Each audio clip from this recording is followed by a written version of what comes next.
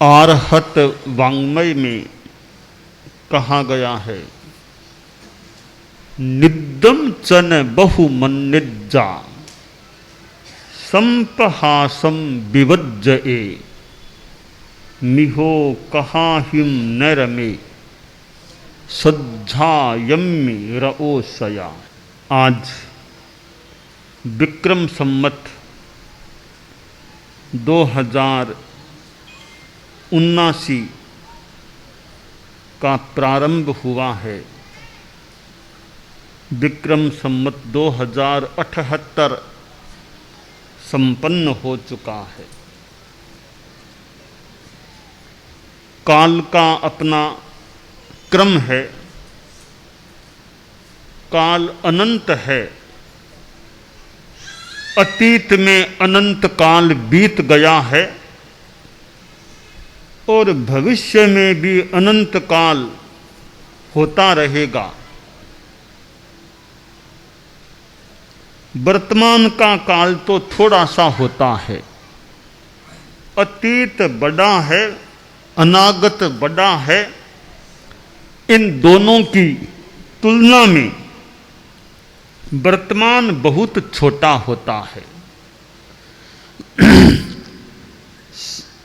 काल की लघुतम इकाई, सर्वाधिक लघु इकाई जैन सिद्धांत, जैन दर्शन की परिभाषा के अंतर्गत समय होता है। इस इतना कम यह कालावधि वाला होता है, इससे ज़्यादा कोई काल का विभाग नहीं हो सकता। जैसे परमाणु के टुकड़े नहीं किए जा सकते, जो नैश्चयिक परमाणु है उसके टुकड़े नहीं किए जा सकते, इसी प्रकार समय जो लघुतम काल की इकाई है उसके भी फिर विभाग नहीं किए जा सकते। तो वो समय तो बहुत ही अल्प है। एक सेकंड को वर्तमान मान लें तो भी छोटा ही है। एक दिन को मान लें, एक वर्ष को मान लें। वर्तमान वर्ष विक्रम संवत का 2079 है। समय तो बीत जाता है, वक्त चला जाता है और बात रह जाती है। समय की तो अपनी गति है, कोई आर पार नहीं है समय का। जैसे आकाश का कोई आर पार नहीं, वैसे समय का भी कोई आर पार नहीं। इधर भी अनंत समय, उधर भी अनंत समय पड़ा है, कोई आर पार, कोई छोर नहीं है। तो आकाश का और छोर नहीं अनंत है, समय का और छोर नहीं अनंत है। तो ज्ञान भी अनंत है, दुनिया में ज्ञान भी अनंत है। अनंत पारम किल शब्द शास्त्रम स्वल्पश्च कालो बहवश्च विघ्नः यत्सारभूतम तदुपासनीयम हंसो यथा क्षीर मिवाम्बु मध्यात्। ये ज्ञान अनंत है। कितने ग्रंथ दुनिया में हैं, ग्रंथों में तो ज्ञान थोड़ा है, इसके सिवाय भी और ज्ञान अनंत है।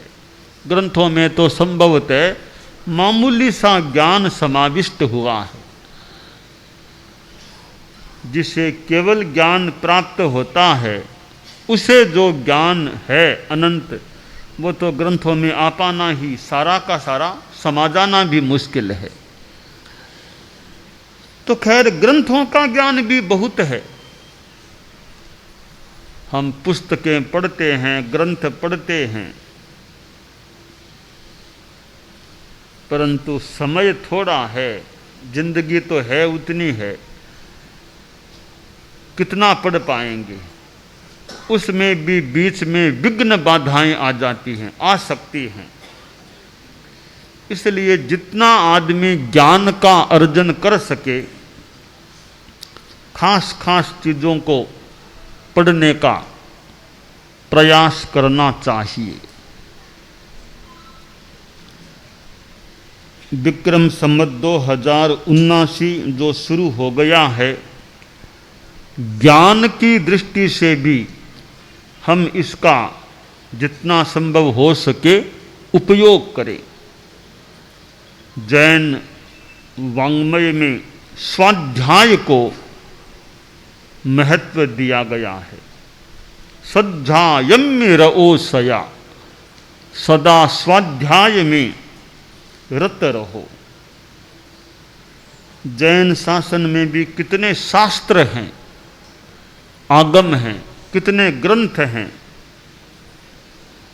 जितनी अनुकूलता हो उन ग्रंथों का स्वाध्याय करें, और स्वाध्याय के साथ यानी पढ़ने के साथ मनन भी करें।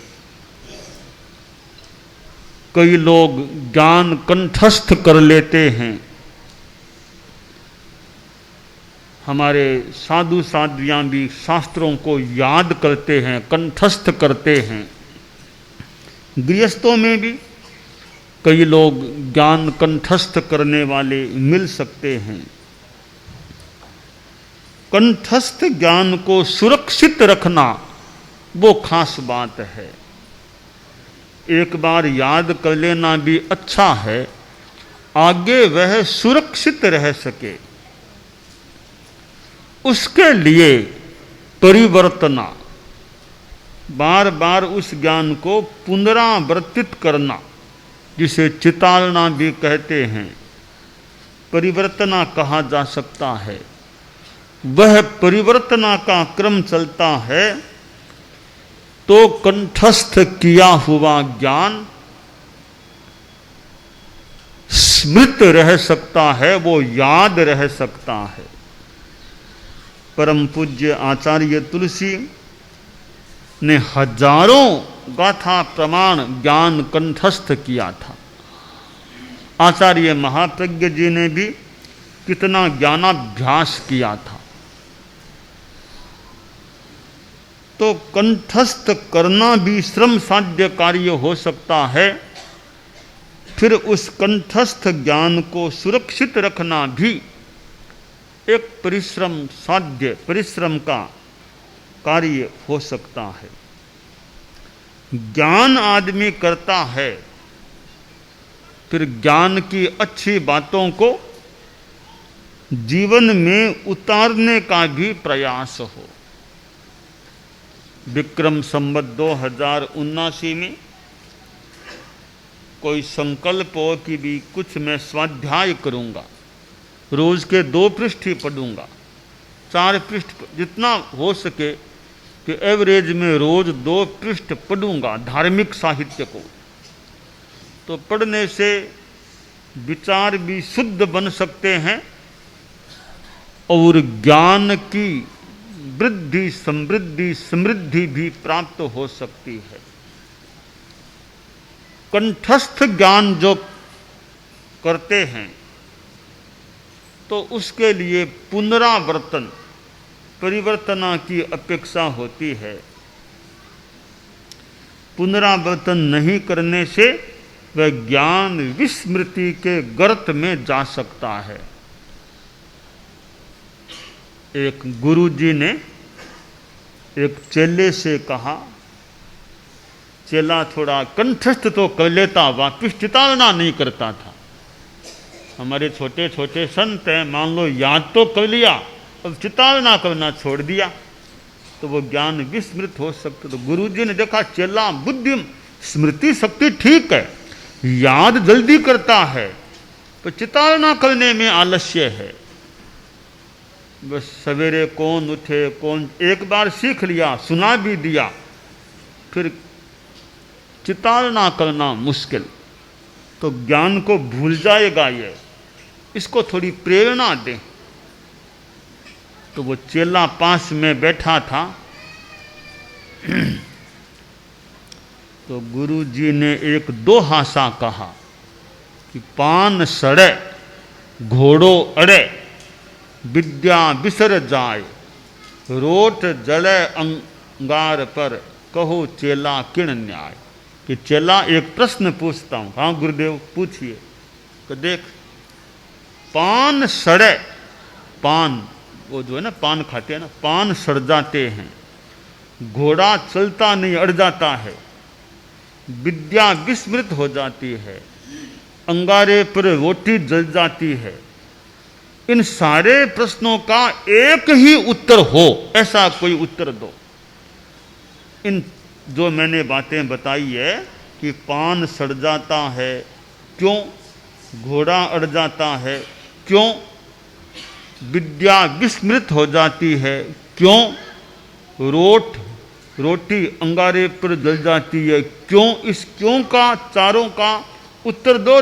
चारों का एक ही उत्तर होना चाहिए, एक उत्तर में चारों के उत्तर आ जाएं, ऐसा उत्तर दो। चेला बुद्धिमान तो था, थोड़ा सोचा कि गुरुजी ने कहा एक ही उत्तर दो जो चारों पर लागू हो जाए, ऐसा उत्तर दो।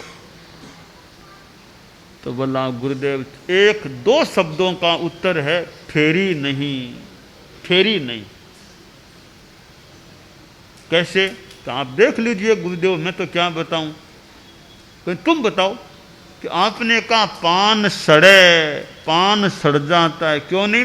पान को फेरा नहीं हो तो सड़ जाता है पड़ा पड़ा।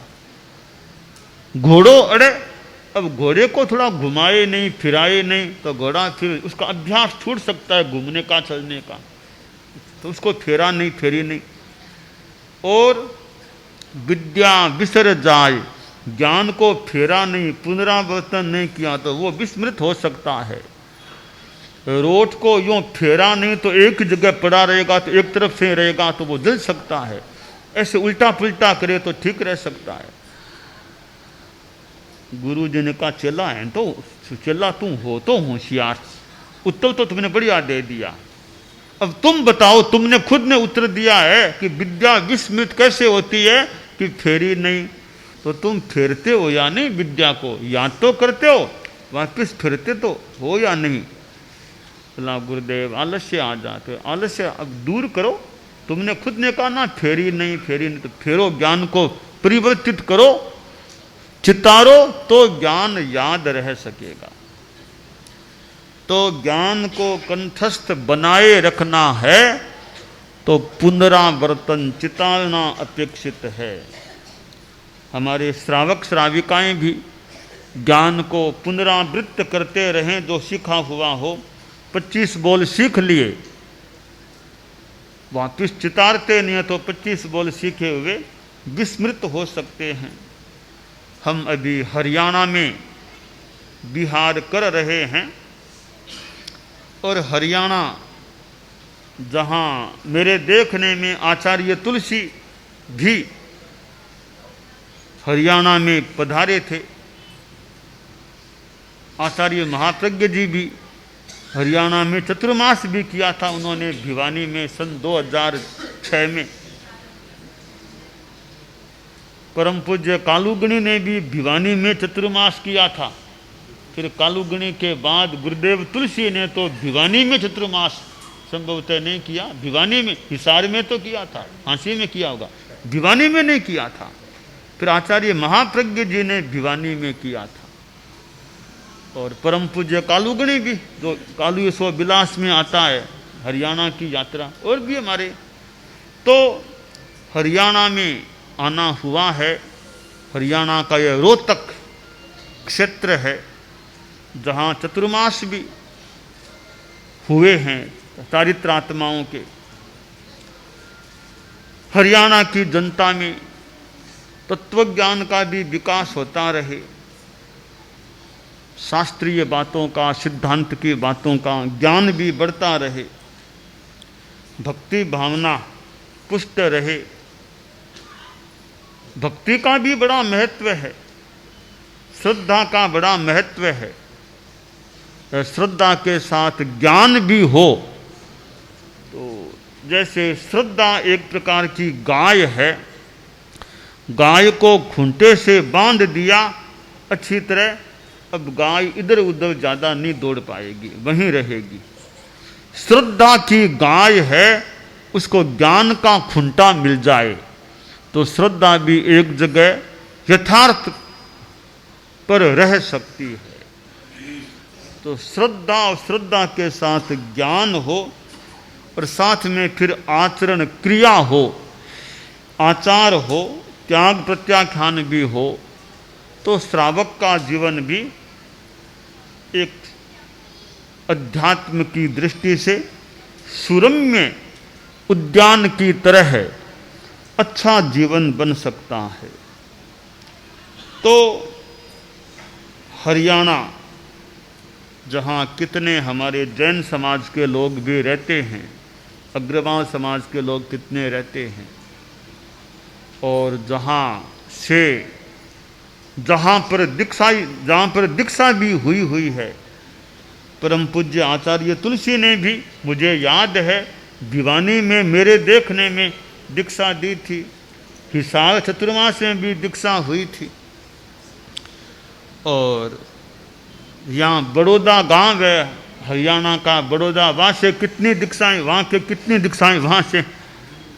तो शाम से भी हमारे मुनि संत हुए हैं। ऐसे जगह जगह से हरियाणा से भी हमारे साधु साधियाँ भी, हमारे संघ में भी हरियाणा से अनेक दीक्षित हुए हैं। तो बहुत अच्छी बात है दीक्षित होना। तो हरियाणा में ये तत्वज्ञान का भी विकास होता रहे। तो विक्रम संवत 2079 शुरू हुआ है कि रोज़ थोड़ा ज्ञान, धार्मिक ज्ञान पढ़ने का, याद करने का कुछ प्रयास करें, यह संकल्प होता है। तो जीवन में ज्ञान की वृद्धि हो सकती है। हरियाणा में हमारे हांसी के संत मुझे याद आ गए, मुनि श्री राजेंद्र कुमार जी स्वामी, सहज स्मृति हो गई, जो गुरुकुलवास में रहने वाले थे। तो संत बनना तो बहुत बड़ी बात है, पर गृहस्थावस्था में भी जो हैं वे भी अपने ज्ञान को, श्रद्धा को और आचरण क्रिया को बढ़ाने का प्रयास करते रहें। आध्यात्मिक ज्ञान, आध्यात्मिक श्रद्धा और आध्यात्मिक क्रिया, इन तीनों का योग होता है तो आत्मा मोक्ष की तरफ आगे बढ़ सकती है। तो यह ज्ञान एक ऐसा तत्व है जो हमारे आचरणों को भी अच्छा बनाने वाला सिद्ध हो सकता है। ज्ञान से जो जाना, अच्छी बात को जाना, फिर वो आचरणों में आ जाए, व्यवहार में आ जाए, तो मानो ज्ञान एक अपेक्षा से कृत्य हो जाता है। तो आज रोहतक में आना हुआ है और यहाँ की जनता में भी खूब धर्म की भावना, जैन अजैन सब में धर्म की भावना, अध्यात्म की भावना, नैतिक मूल्यों के प्रति, अहिंसा, संयम, तब के प्रति अच्छी निष्ठा पुष्ट रहे।